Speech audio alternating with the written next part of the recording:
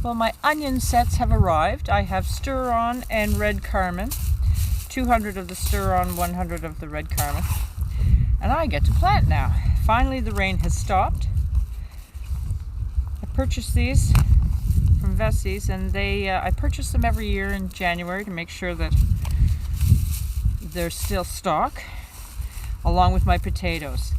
And Vessie sends them out only for each individual's growing zone area when it's time to plant, and fortunately I can actually get out today. So I like sets because they're so simple. I don't have a greenhouse. If you had a greenhouse, you could start, of course, from seed, or you can get the onion starts. I've never seen those in my area, but let's throw those there for a minute. But sets just work for me easily. I don't know if it's my climate. They don't bolt on me. I mean, I may get out of 300, I may get 5 that bolt. It doesn't bother me. I eat them at the time.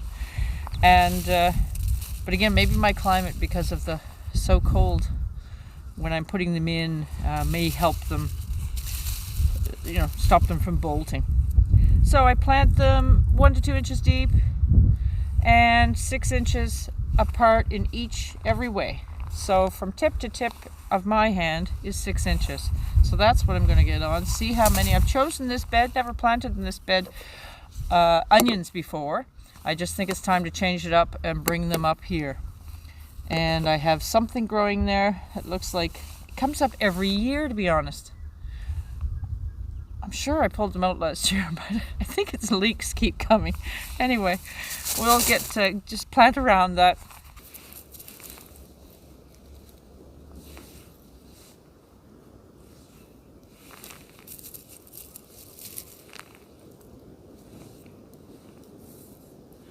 So I've calculated it out. I get 8 across my 4 foot. These are 4 by 8 beds, and 16 here, so that's about 128 onions in this bed. The rest I'm just going to have to find homes and disperse everywhere else. But I do like to interplant, and I like onions specifically interplanted. I usually put some around my tomato beds and all over. So I'll get on planting all these, but I've got a lot to do today. Well, I can actually get out, and I'll bring it back. There's the onions all covered over and all set. I got rained out for a couple of hours, but I'm back out. So now I'm going to get at parsnips and carrots I need to get in. So I just need this middle bed here to get prepped. I'll rake that over, and the one just past I already prepped yesterday. It didn't call for rain today, and it was also supposed to be a wee bit warmer than this. But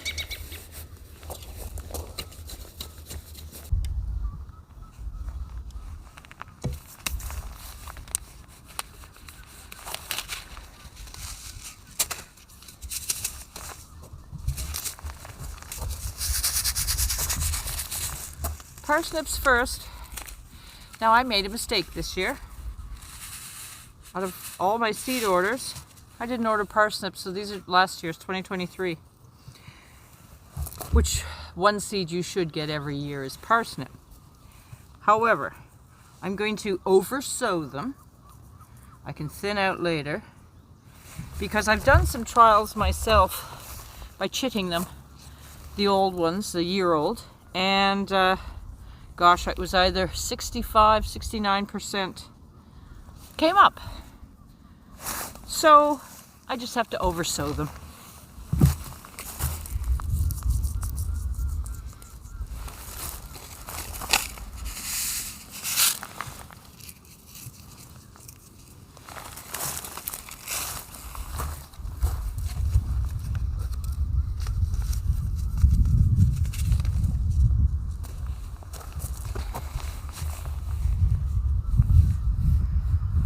Just cover those over, and though I have carrots I have to get in, I'm going to put them in the next bed because you don't want your carrots and your parsnips competing with each other.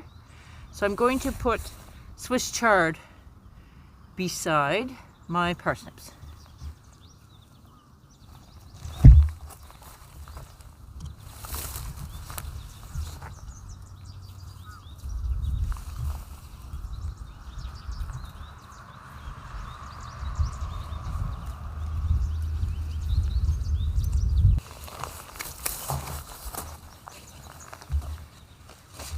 Swiss chard I picked up for this side.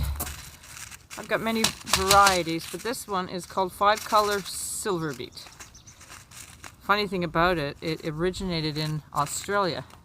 It's supposed to be great for my climate, but it's hard to imagine Australia's climate similar to Newfoundland's, isn't it?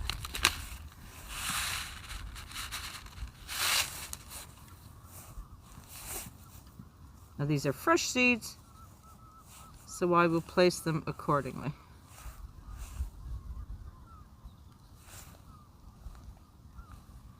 And always come back and fill in any spaces. Just means it's more succession planting. If any don't come up. And I can't go all the way to the end of the bed because I've got peas at the end of every one of my raised beds, going all the way down. There's 2 there. So I need to leave a little space for that.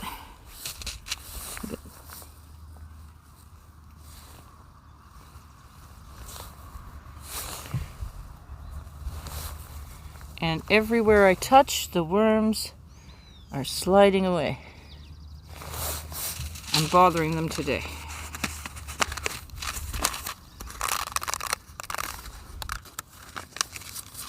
So that was my Harris model parsnips, one that I prefer. And now I'm going to put my Napoli carrots. These are pelleted, so nice and easy to work with. And they really are a beautiful carrot.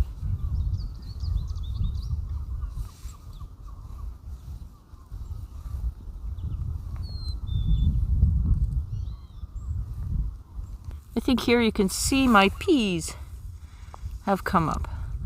They don't mind the miserable weather at all. That's great to see. Onion bed done. This bed's prepped and ready for lots more seeds to go in and veggies. The carrots are here, so what will be beside the carrots, I will be putting my leeks that are just dying to get outside. And parsnips, chard, and then the rest of the bed for everything from celery to my brassicas and so on. I will prep, these are my garlic beds, doing really well. And the rest of the beds I will prep bit by bit as the weather allows me. Yeah, the garlic's looking good. Actually, I'll show you the brassicas in my winter sowing.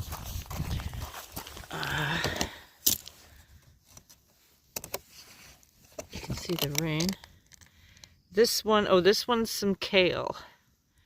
Various kales there. And this one is lettuce. Well, that's not a lettuce, is it? What is that one?